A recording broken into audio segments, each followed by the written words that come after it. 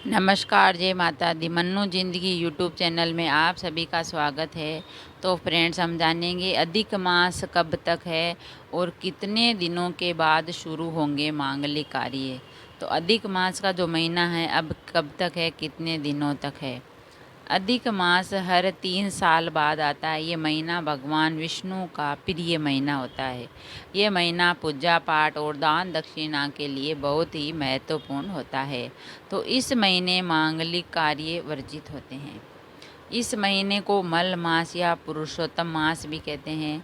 अधिक मास में विष्णु की पूरी श्रद्धा के साथ उपासना की जाती है। अधिक मास कब तक है।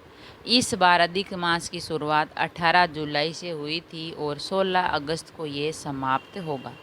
किसी भी तरह के मांगलिक कार्य 16 अगस्त के बाद ही शुरू किए जा सकते हैं, क्योंकि अधिक मास में कोई भी मांगलिक कार्य नहीं होता है। मनुष्य का शरीर पंच तत्व जल, अग्नि, आकाश, वायु और पृथ्वी से मिलकर बना है। तो जीवन को सही रूप से चलाने के लिए इन पांचों तत्वों का संतुलन जरूरी होता है। हमारा जो शरीर है वह पंच तत्व यानी 5 तत्वों से बना है। जल है, अग्नि 2, आकाश 3, वायु और पृथ्वी, इन्हीं से बना है। तो इसको जीवन को हमें सुचारू रूप से चलाने के लिए इन 5 तत्वों का संतुलन भी बनाए रखना जरूरी होता है।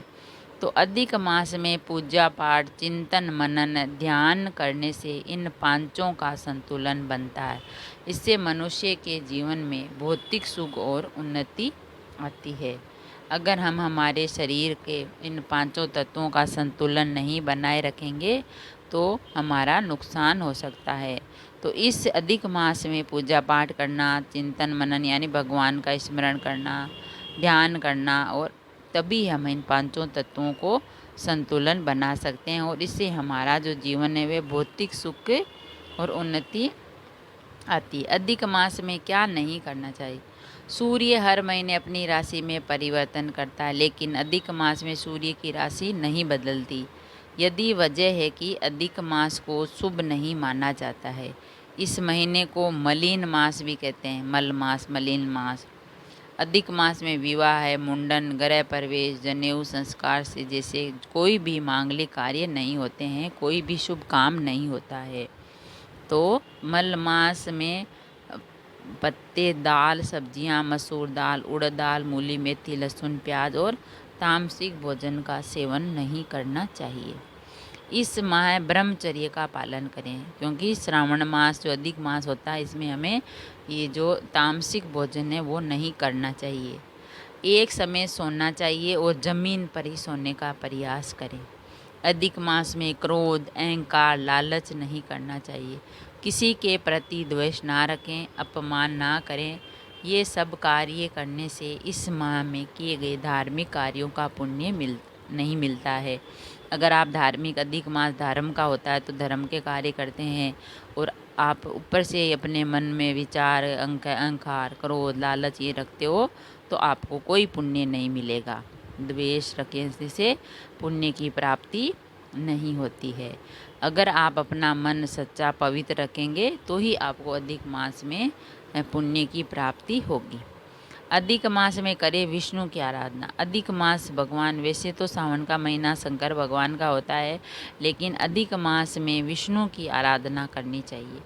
अधिक मास में विष्णु जी की पूजा, मंत्र, यज्ञ, हवन, श्रीमद् भागवत और भागवत पुराण, विष्णु पुराण, गीता पाठ, नरसिंह भगवान की कथा सुनने से पापों का नाश होता है और 33 करोड़ देवी देवता प्रसन्न होते हैं।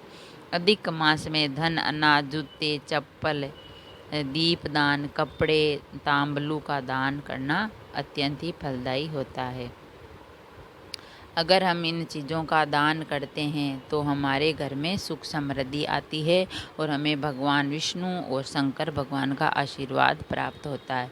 तो फ्रेंड्स, हमने जाना अधिक मास है जो 16 अगस्त तक है, उसके बाद ही जो मांगलिक कार्य वो शुरू होते हैं और अधिक मास में कोई भी मांगलिक कार्य शुरू नहीं होता है। अगर हम ये जानें कि विष्णु भगवान की हमें पूजा अर्चना करनी चाहिए तो हमें हमारे मन को, विचारों को और सही रखना है, ना अहंकार करना है, ना क्रोध करना है, ना किसी के बारे में कुछ बुरा सोचना चाहिए। अगर हम अपनी भावना अच्छी रखेंगे, अपने विचार अच्छे रखेंगे, तो भगवान भी हमारा साथ देगा और सत्य की ही जीत होगी। तो अधिक मास में हमें दान पुण्य करना चाहिए, और दीप दान है, चप्पल जूते कपड़े है, और धन है, अनाज का भी हमें अधिक मास में दान करना चाहिए, तभी हमें पुण्य की प्राप्ति होती है। अगर वीडियो अच्छा लगा तो लाइक और शेयर ज़रूर करें। ऐसे ही और वीडियो देखने के लिए, जानने के लिए, सुनने के लिए चैनल को सब्सक्राइब करें। थैंक यू, धन्यवाद।